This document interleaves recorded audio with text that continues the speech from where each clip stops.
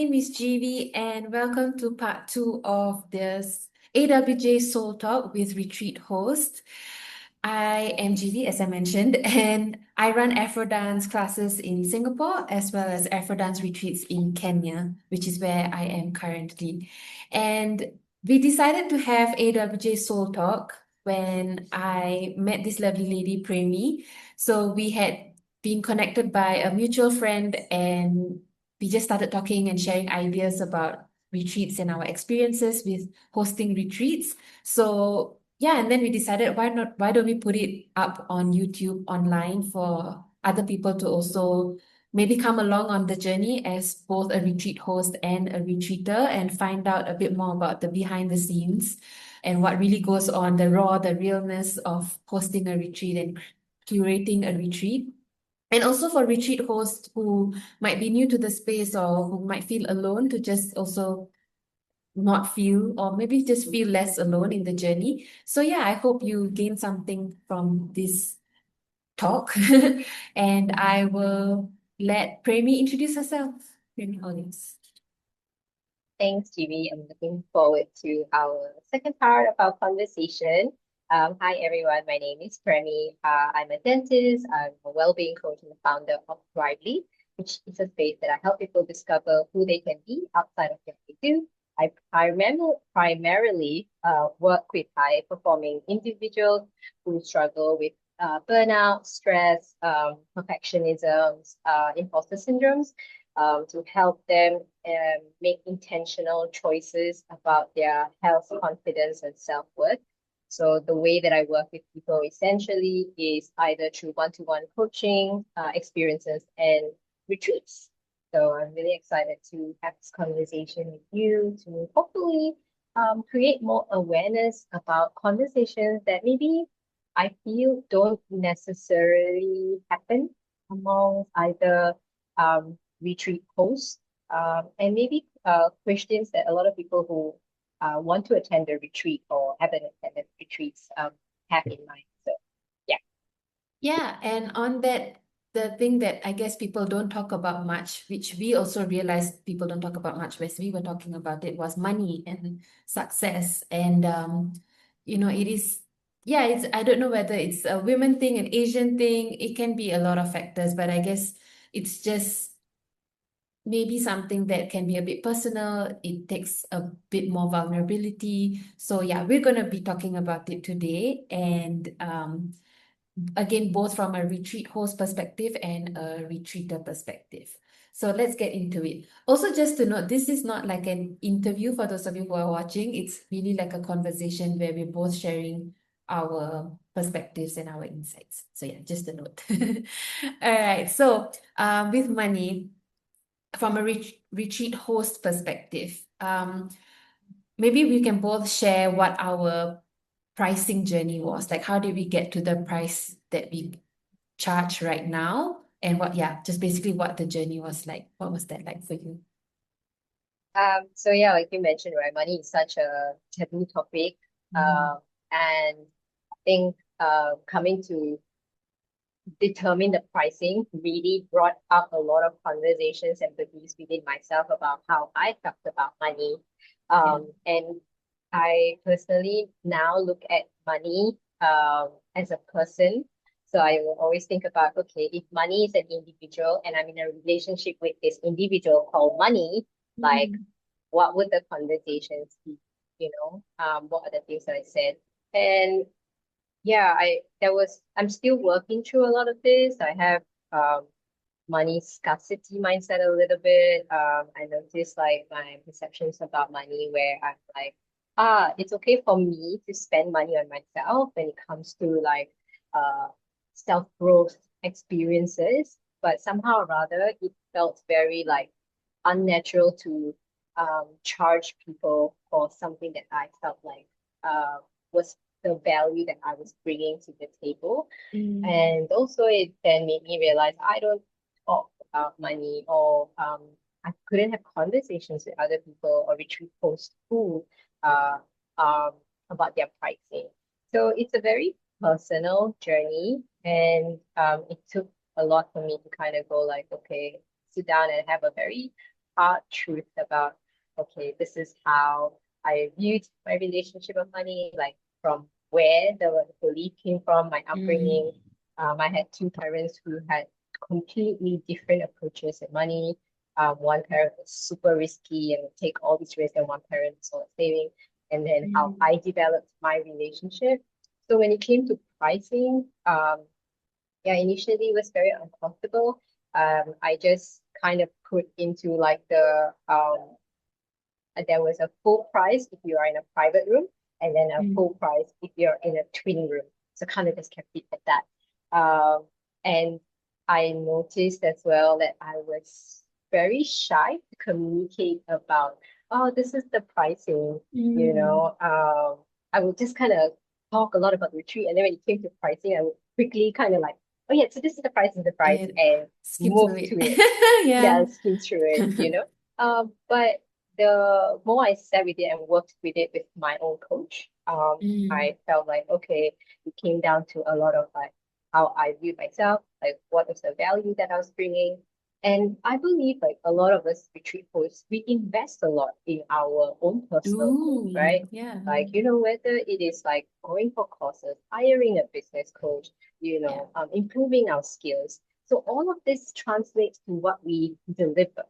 And then I learned that if we don't value all of these things, then other people would value these things as well. So, and also realize that there will be certain people that you will attract that will come to you Mm. as long as you are comfortable. Because I'm sure you can agree to this, we put a lot of effort and energy into creating this retreat. Yeah. So it also has to kind of like translates in terms of what we get back, right? Yeah. Because money is an exchange. It's like an energy exchange, it's a currency exchange. And if we are not satisfied, then at the end of the day, we're just going to create a lot of resentment within us because we know how Yeah. much effort we put in, and Yeah. it's just, yeah, will make us more unhappy. So the way I look at it is I kind of initially just created these two tiers for person rooms, and then I also made it because I want to make it accessible. I offer payment plans to the Yeah. retreaters because I didn't want this experience to be something that was just like completely only like a certain type of people in Mm. the higher end can access it. Yeah. So that's kind of where my process was. Yeah. Yeah. No, I resonate so much with it. For me, it was definitely a long journey. I think for me, it was I never thought I would be organizing retreats, right? Like that was never part of the plan when I started my business. I was the business started with trial classes, which was priced at $22, now suddenly you want to charge more than 2,000 Singapore dollars. It's like, it's almost like your brain and your body, your whole energy containers cannot fathom that. Like what you 22 to like that much, it doesn't seem like a lot on hindsight now, but then it is, right? It is a big jump, and it was acknowledging that. Um, for me, and then I had no idea what it really entailed to run a retreat, to price a retreat. So there was just a lot of question marks, a lot of ignorance. Maybe there was Mm, bliss that came with the ignorance because you were just like curious and open to figuring it all out. So I guess I was also um, not too hard on myself about the journey because I know it was just an explorative journey. And so, in terms of like my pricing for the first retreat to now, I think that in itself was such a big jump. And when I look back, I'm like, I can't believe I did that. But when I first priced my first retreat, it was also based on like what I had learned from a sold out retreat course by this lady Amber Hemberg, I can't remember her surname, but Amber. Um, and I think the way she priced it was, cost and then double it or something like that. So I was like, mm, oh, okay. So that gave me a bit of a guideline of, at least a starting point of how to start pricing my retreat. And so for me, it was different in terms of rooms. I was the way the retreat is curated and was very intentional is that I rent out an apartment of 3 or 4 bedroom apartment. So everybody will get their own room no matter what. And then when we go to the coast, it will be shared no matter what. So I guess that was the standard. So there was no difference in pricing in terms of whether it's a shared room or solo room. Um, and then for the first retreat, I just had a standard price. There was no early bird, there was no tiered pricing in any way. And I was like, I don't know what I'm doing, but I'm just gonna just try it out and learn from it, right? So then the first retreat happened, and one of my retreaters told me, GV, you are pricing too low. And I was like, oh, okay. She was like, you can charge $600, $700 more and people will still come. And then that's when I think was the first shift of like, okay, this is too low, or this is, I can charge higher basically. And then of course it's also reflecting on the first retreat, because again, you don't know what you don't know, right? And Yeah. reflecting on the first retreat, I realized like, damn, this is hard work. I was Yeah. exhausted, like exhausted. It took me a month to recover, and I was like, I am charging higher. Like, no way am I charging Yeah. the same price. Um, so that's when I think I had more confidence to also charge way higher for the next one. And I say way higher, like again, it's very, it is very subjective, but definitely $500 more than the first retreat. Mm. And I was not like, of course there was a bit of hesitancy, just because I was like, oh no, if what if people now won't come because of the jump. But surprisingly, actually, it was easier to sell. It's like it was almost like people saw the value, or maybe because I saw the value and I was confident about it, it was like it was there was not mu as much pushback. Of course, there, when you have the retreat course, you can kind of get a glimpse of who would who might be struggling with the pricing, and who did not. There's some people who just don't even question it, and that's not even the Yeah. issue. Like, safety is more of the issue than the pricing. um Yeah. but then again, I guess people are also paying for that, right? Because it's you don't have to think about so many things when you come on the retreat, right? And that's Yeah. what you're also paying for. You're not only Paying paying for for. the cost, you are paying for Yeah. all the hard work, and which can come up to 6 to 8 to 12 months of preparation, right? Like, how do you Yeah. justify a cost for that, right? So I think for me,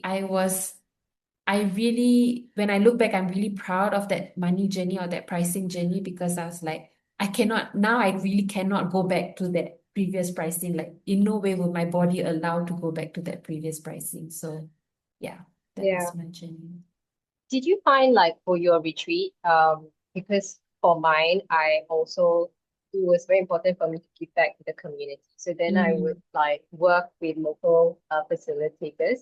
And then yeah, it's just also like adding that into the cost. Because like you said, right, you don't know until you know, and then you start putting yeah. in like because I was working with these facilitators, you want to make sure that they are also paid a decent I know. amount. Yeah, And it is very interesting because like things that are obviously curated for small groups are more expensive than yeah, mass produced, right? yeah, But then those things also kind of like added up, and it's like I wanted to make sure that yeah, like the facilitators I work with locally were paid decent amount for yeah, what they do. Um, yeah, did you have that? yeah. It's not something that I like put in my marketing or in my messaging. Sometimes I think I could, but yes, the point of the retreat is also to support the businesses in Kenya, right? Yeah, The yeah, only, I mean, this is really raw and real. Like, I'm really gonna keep it real. Sometimes I know that people overcharge me just because yes, I'm a foreigner. So I am yes, very, very aware of that. And it's just yes, part of the culture. It's just part yes, of it, right? So yeah. I love you say that. yeah, it's really that fairness. Of course, like sometimes I talk to the vendors and I'm like, come on, like it's not that expensive. If I was a local, you would not be charging me that price. So it's really finding the balance of like, I feel like I've been here long enough where I think I intuitively kind of know when I'm being overcharged. Sometimes even Yeah, when I know and I'm like, okay, never mind, it's okay. I'll just support the business. But sometimes I'm like, no, like that's like we need to have a boundary. Like that's um I feel taken advantage of, So Yeah. I definitely have to balance that. But something that I am proud of myself for, that I must say, because it all comes back to like scarcity and abundance mindset and everything. For some people where I felt, especially again after the first experience, I know how hard some vendors work, right? Like even for my chef, for Mm. example, she was, she had to go buy groceries and sometimes come early mornings and everything, and she was charging me like a fixed price per day, and I know it was a lot of work for her. So this time round, especially because I have charged, my pricing was higher, I then told her, okay, I'll pay you a bit higher, and then she didn't even ask for more, but I just felt like, no, I Yeah. don't think it's fair that she charges Yeah. that amount. So then I changed it up a bit. But yeah, it always comes back to a dance. Like I want to support, but at the same time, I also Yeah. need to make money, and I also it needs to be fair both ways. So yeah. Yeah. I mean, it works anywhere in the world, clearly. Either Yeah. Kenya or Sri Lanka. Yeah. As long as if you're a tourist, they look at you as kind of Yeah. like a Yeah. foreigner, right? So even when It's we an go on holidays, we can opportunity. be like, Yeah. yes, correct. So Yeah. it's just like you said, like balancing both. Um, yeah, I have to say, like my first retreat, I literally just broke even, and and Mm. then I'm like, okay, this Yeah. is a lot of work, and then Yeah. how do you like communicate that? Because I guess this kind of ties back to like values, which we'll probably talk about as well, right, later. You spend money on the things that you value. Yeah. So if you don't value like certain like your either like experiences or like value growth, then maybe you wouldn't think about like that spending that money on it as well. Yeah. Yeah.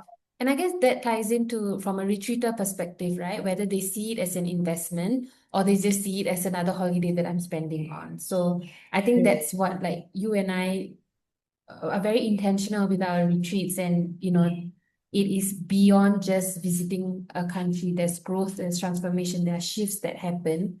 How can you not see it as an investment? Because you literally come out a different person, right? yeah. You are exposed to so many things that you might not have been exposed to on your own, that was curated with so much love, care, soulfulness, and intention. So yeah, I guess from a retreater perspective also, I can understand if some people really can't afford it.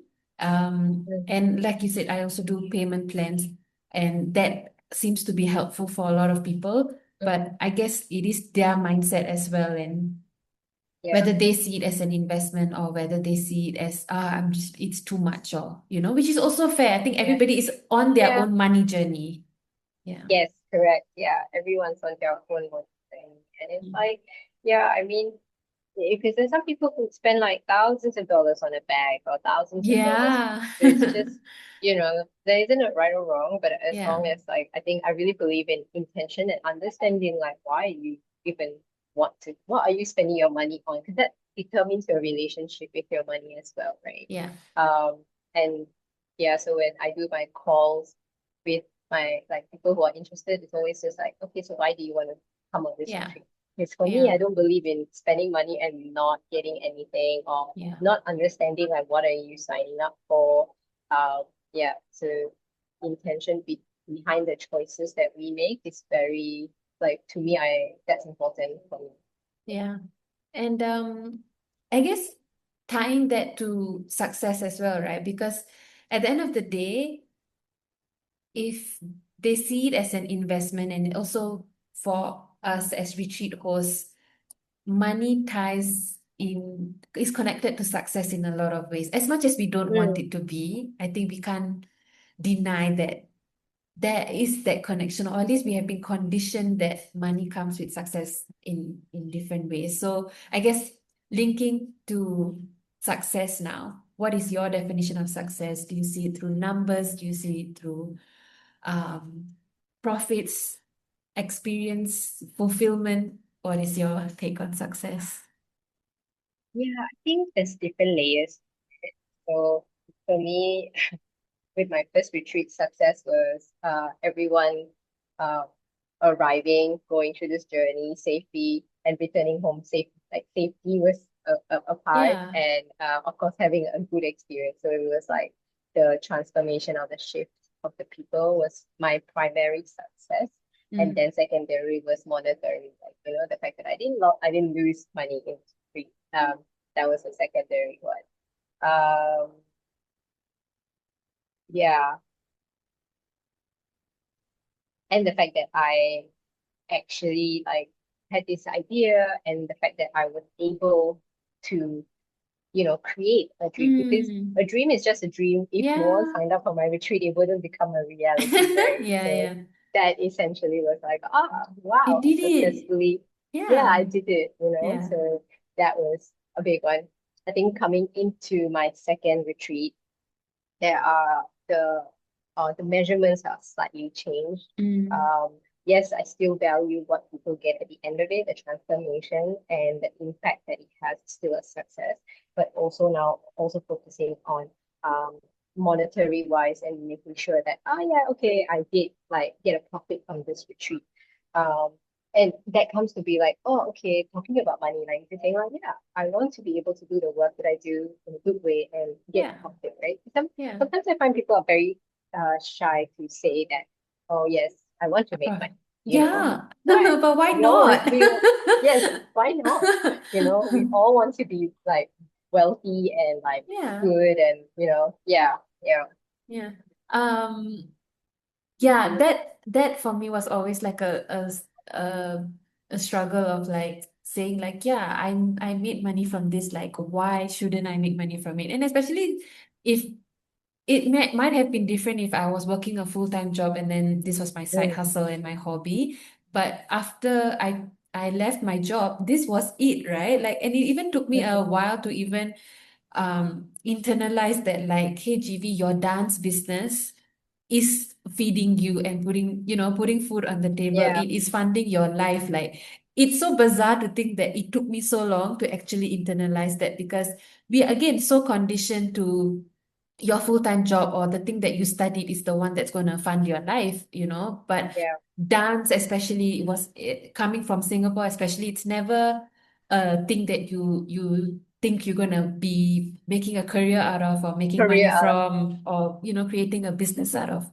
Sorry. So I yeah, think that was such a, like, oh, okay, shit, now I need to be successful in it. And what does that mean to me? It's like so funny, because last time there was no pressure for that, because it was my side hustle. It's like whatever money I get from it was such a bonus, right?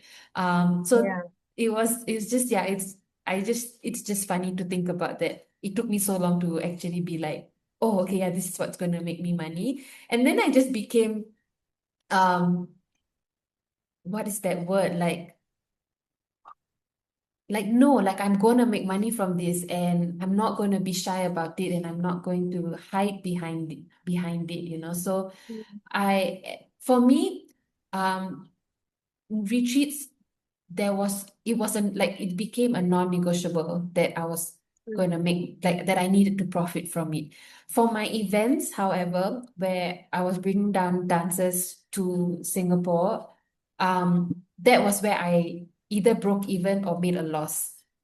If I made money, it would be lucky. The reason why I'm bringing those two things in was because it was again like such a mindset shift of like, okay, this event will then become a marketing thing for yeah, my retreats, and will then fund yeah, my retreats, which was not the case when I first started events and when I first started retreats. But then eventually I saw like, this is how this is going to be my funnel. Or, I mean, now I'm going through a bit of a transition in the business, but that was how my funnel was going to be. So then if I made a loss in the event, it'd be okay, because I'll make sure that I yeah, make money in the retreat. And then, yeah, yeah. So, but sorry, coming back to success, for me, beyond monetary for the retreat, it was definitely the shifts that I saw in the retreaters.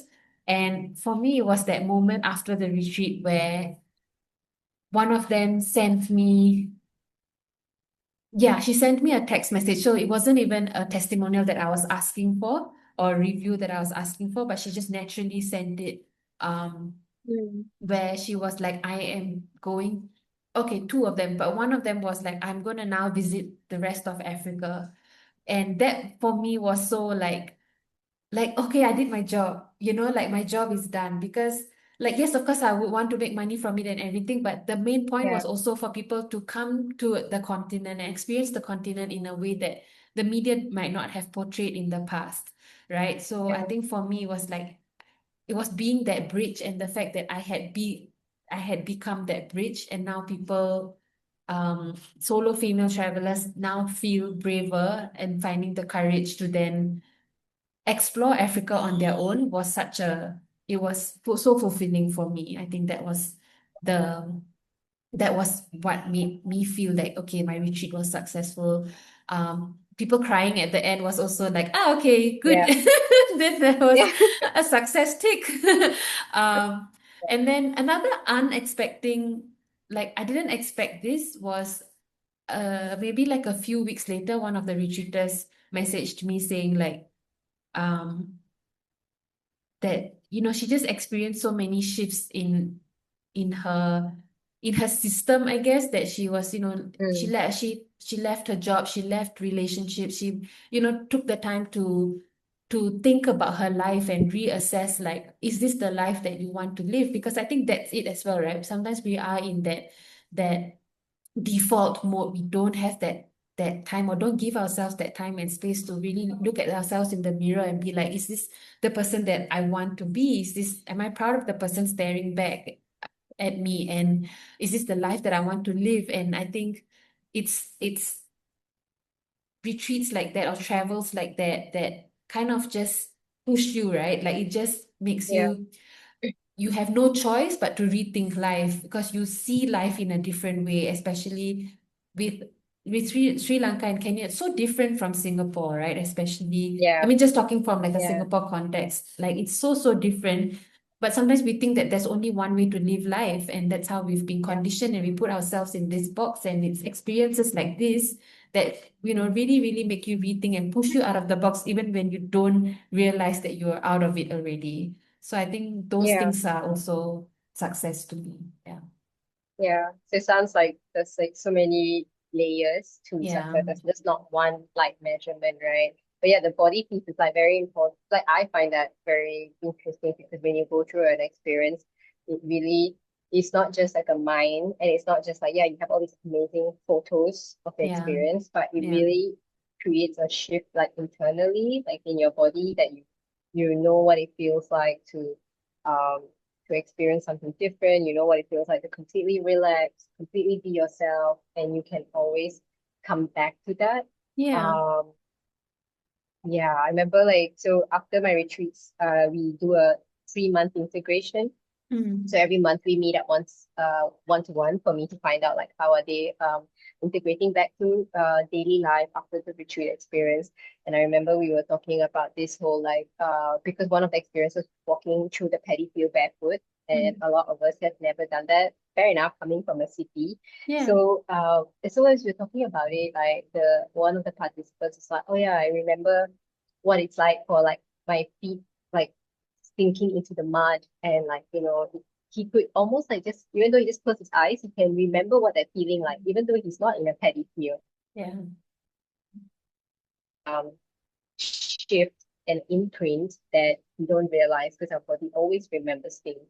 Um, yeah, so that to me was like, oh, I was like, oh, this is great that these people actually remember and can evoke that sense of emotion of feeling grounded so Mm. instantaneous. Yeah. Yeah. Which we don't get as often in our daily life. Yeah. Um, Yeah. and I guess that ties into also success from the retreater's point of view, right? Because yes, they've made a significant investment in the next 10 days or however many days of their lives. So of course they want some kind of return of investment. Whether they think Mm. about it that way, I'm not sure, but I guess they go into it with a certain goal, with a certain intention in mind. And sometimes they might think they know what they want, and then what they actually need is different, and what they actually experience is different. Um, so yeah, I guess success from a retreater's point of view might also be like what you just shared, right? Like I could go back to that space of being in the paddy field, and I Mm. would like to think that would be success from a retreater's perspective, right? Yeah. Yeah, I would like to say like our testimonials are a reflection of the success that Yes, the yes, yes. retreaters feel. Yes. Yeah. Um, yeah, definitely like again, if there are spending that kind of a money, then their measurement of success. It's interesting because there are some people who came into the retreat, they didn't know what they wanted. They just, oh, I just want to Mm, rest. But then they came out of it feeling like this experience made me realize something else about myself. And maybe it mm, sparked their creativity process, and they're like, oh, I want to do arts a little bit more. So I do feel like the magic of a retreat is really like the spaces in between of the mm. experiences. Yeah. It Yeah, I might love not that. just be the yoga practice, but it's just something in between that. The Yeah. space is where they suddenly a clarity or a sense comes up for them. And I think that is why a retreat can be a very magical experience. Mm. Yeah. I think that's the really nice way to end it actually. That it is a really magical experience and it's not from like a woo-woo space, even if it is, like you know what I mean. Like Yeah. um yeah, I really do feel the fulfillment from hosting one, as much as it takes a lot of work and it can be really exhausting. Like I think that's yeah, like the there is a light at the end of the tunnel and there is joy in it, and you know there's so much that as retreat host as well that I take away from it. So I yeah, I just it brings me a lot of joy. That's what I Um, really get out of it. And yeah. Yeah, and I hope like people who are like watching this, if they are curious about retreats, I think it's very important to try to find out as much Mm, information as they can about the retreat. Like, first of all, like just kind of asking themselves like, why do they want to sign up for a retreat? And then, getting on a call and talking to the retreat coach to find out information about the retreat. yeah. Um, and yeah, then going with a sense of like curiosity and openness. I think Yeah. those are And I guess from a retreat host perspective, as much as the money is important, and I do really want to emphasize that you should make a profit from it as much as you can. Um, I think it's also important to, yeah, like I both things can be important. Like it is important to make money from it, and it's also important that you know who's coming on your retreat and that they get the best out of it and that it fulfills you as well. Like it doesn't have to be one thing or another. Yeah, I guess yeah. that's what I would say. All right. Any Yeah. other last thoughts, or are we good? I think that was Yeah, I nice. think that was a nice ending. Okay, GV. So let's do a lightning round, and I'm going to pose a question, and each of us have like to answer the question in like a sentence or a line. Okay. Okay. All right. So question number one: biggest money lesson from running retreats. This is gonna sound like a commercial line, but you are worth it. Yeah. Just from both a retreater Uh, perspective and a retreat host perspective. Yeah. yes, I think mine would be similar. It would be it's okay to make a profit Mm. from doing what you love. Yeah. Okay. Okay, second question. Best thing a retreater ever said to you? That they now want to come back to Africa and explore it further. I think it meant a lot to me. And then also just how their lives have shifted after the retreat and they see life differently and appreciate life differently. Um, yeah, I think it was those things that really keeps me going and I remember why I do what I do. For me, I had this lady who came into the retreat and she was like, her energy was so low. She was really going through a very tough time. And I didn't know that when how bad things were for her. But by the end of the retreat, it wasn't so much what she said to me besides thank you, but she gave me like this really big hug and we like Mm, literally hugged each other for like 20 seconds. mm. And she's like, I'm so glad I came because she was actually someone who signed up 1 week before the retreat. Yeah, and Okay. she flew from New York to Sri Lanka. And I was Wow. like, Wow. Okay, so Okay. yeah, that was probably the best thing for me. Yeah. Okay, question number three. One thing you tell your past self about pricing. One thing I'll tell my past self is that I guess it comes back to the worth thing and the enough thing is that you are enough and that you can, you know, you're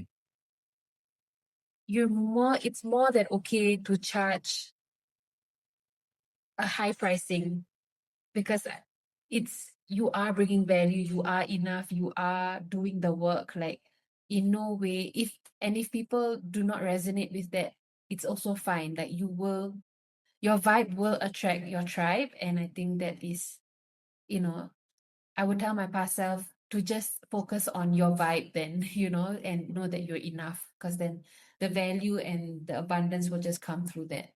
Yeah. Yeah, I love that your vibe attracts your tribe. Similar, I would say that it's never about you. So tell my past self, it's not about you. If someone doesn't align or if they say like, oh, your retreat is too Mm, expensive, it's not about you. It's just a projection of them yeah. and what they are going through. Yeah. So not to take things personally. Yeah. If someone has something that, if they either like, yeah, saying that, oh, your retreat is expensive um or they ask you for a discount. Yeah. Um, okay, final one. What does a successful retreat feel like in your body? Ah, I will feel a sense of satisfaction. No matter how exhausted I know I will be, and I have mentally prepped myself for all of that. But I know that feeling of satisfaction that I will get. And this is also related to my human design. I don't know if if like you're into the human design world, but it's been a world that I've stepped into a bit. And as a generator, that's also one of the things, like, that one, if I feel satisfied, then I know it's basically like it's about feeling satisfied, that I will know that I'm aligned. So, and I find that to be true for myself, that even if I'm completely exhausted and all my energy has been used up, if it has been used up in the right way and I feel satisfied, then I've done my job, and I and I'm good and I can sleep peacefully. Yeah. Mm. So I'm hearing like peace, feeling peace in your Peaceful. body. Mhm. Yeah. Yeah. Uh, for me, it would be like, mm, when you're floating in the sea, Ah, yeah. that sense of just being like carried, I think that Yeah. to me feels like a successful retreat, that everything is just happening as it's meant to happen. Mhm. Yeah, that weightlessness, I suppose.